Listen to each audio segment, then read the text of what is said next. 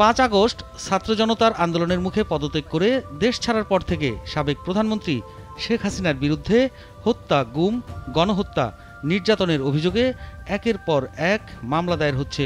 এসব মামলায় তার পুত্র সজীব ওয়াজেদ জয় ও কন্যা সাইমা ওয়াজেদ পুতুল সহ পরিবারের অন্য সদস্যদেরও আসামি করা হচ্ছে। সাইমা ওয়াজেদ পুতুল এখন জাতিসংঘের একটি গুরুত্বপূর্ণ সংস্থার আঞ্চলিক পরিচালকের পদে কর্মরত। তাই প্রশ্ন উঠেছে, ওই সংস্থার কাজে বাংলাদেশ সফরে এলে তাকেও কি সেসব মামলায় গ্রেপ্তার করা হতে পারে? Throughout the election process, I consistently made a public commitment to take a collaborative approach to the office of the regional director if I'm elected. This is a promise I plan to keep. I will not forget that I govern with the consent of our 11 member states. Saima Wazed পুতুল এই মুহূর্তে জাতিসংঘের বিশ্ব স্বাস্থ্য সংস্থা WHOর দক্ষিণ পূর্ব এশিয়ার আঞ্চলিক পরিচালক, আর সেই সুবাদে তার কার্যালয় এখন ভারতের রাজধানী দিল্লিতে। WHOর এই আঞ্চলিক পরিচালক পদের মেয়াদ 5 বছর। 2028 সালে শেষ পর্যন্ত সাইমা ওয়াজেদের এই পদে থাকার কথা।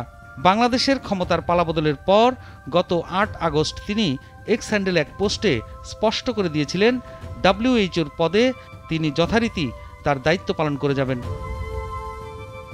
আঘাত বলতে চাই না, যে মানুষটাকে এফেক্ট করে, মানুষ যে শুধু ওই মানুষটাকে এফেক্ট করে না, তার পুরো পরিবারকে এফেক্ট করে।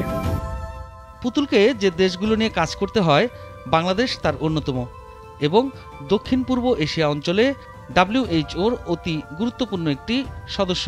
এখন যেহেতু পুতুলের বিরুদ্ধে বাংলাদেশে একাধিক মামলা রয়েছে, তাকে যদি আগামী দিনে অফিসের কাজে এই দেশের মাটিতে পা রাখতে হয়, তখন কি বাংলাদেশ সরকার তার বিরুদ্ধে ব্যবস্থা নিতে পারবে?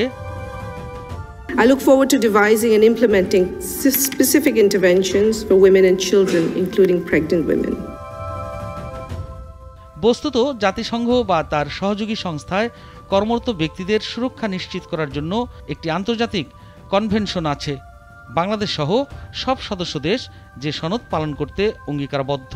ওই সনদের 8 নম্বর আর্টিকেলে পরিষ্কার বলা আছে, যদি না ওই দেশের সঙ্গে কোনো স্ট্যাটাস অফ ফোর্সেস এগ্রিমেন্ট থাকে, তাহলে জাতিসংঘ বা সহযোগী সংস্থার কোনো কর্মী কোনো দেশে গেলে কর্তব্যরত অবস্থায় যদি তাদের আটক করাও হয়, তাহলে তাদের পরিচয় শনাক্ত হওয়া মাত্র তাদের অবিলম্বে মুক্তি দিতে হবে।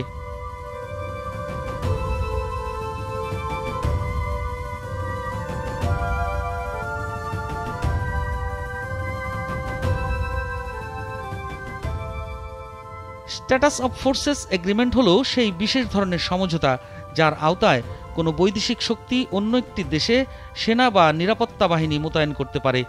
জাতিসংঘ যখন কঙ্গো বা হাইতিতে শান্তিরক্ষী পাঠায়, তখন সেটা করা হয় এই ধরনের এগ্রিমেন্টের আওতায়। তবে বিশ্ব স্বাস্থ্য সংস্থার কোনো কর্মকর্তা বাংলাদেশে গেলে অবশ্যই সেটা এরকম সমঝোতার অধীনে হবে না।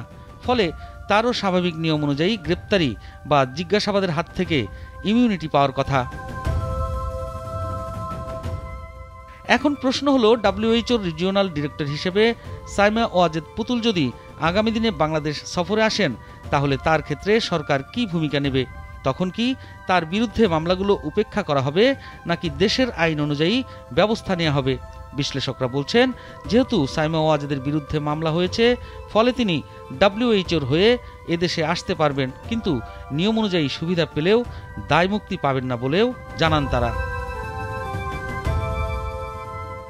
এদিকে জাতিসংঘের হয়ে বিভিন্ন দেশের শান্তিরক্ষী ভূমিকায় কাজ করতে বাংলাদেশের হাজার হাজার সেনা সারা পৃথিবীতে যাচ্ছেন। সে দেশের সেনা সদস্যদের জন্য এটা খুব আকর্ষণীয় একটা অ্যাসাইনমেন্ট বা পোস্টিং। জাতিসংঘের একজন কর্মকর্তাকে আটক করে বাংলাদেশ এই সম্পর্কটাকে ঝুঁকির মুখে ফেলবে কিনা, সেটাও এখন প্রশ্ন।